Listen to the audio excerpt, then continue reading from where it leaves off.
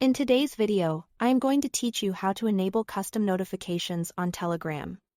Start by opening the Telegram app and heading straight to Settings. You'll find Settings from the main screen by tapping the menu or the gear icon, depending on your device. Once you are in, look for Notifications and Sounds and tap it. This is your control center for how Telegram alerts you. Next, choose the category you want to customize. You'll see options for private chats, groups, or channels. Pick the one that matters most to you first. Private chats affect one-on-one conversations. Groups cover your group discussions, and channels are for broadcast-style updates you follow. Selecting the right category helps you fine-tune alerts so you aren't overwhelmed by pings. Inside the category, tap More Options.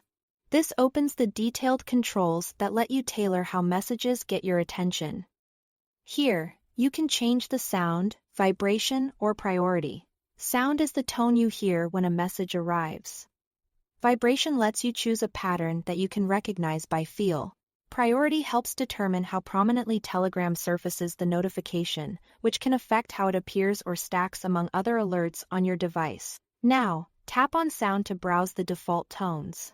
Telegram includes a variety of built-in sounds, and you can preview each one to see what fits your style and environment.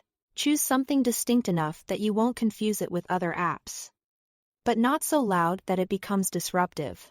If you want something truly personal, use a custom sound tap, upload sound and select an MP3 file, or even a voice message from your device. Short clips work best, so notifications are quick and clear.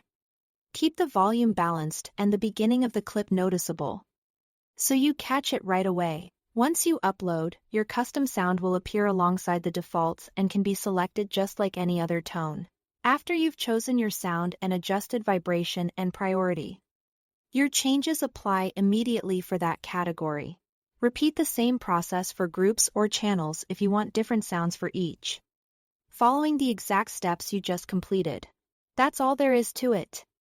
Thanks for watching.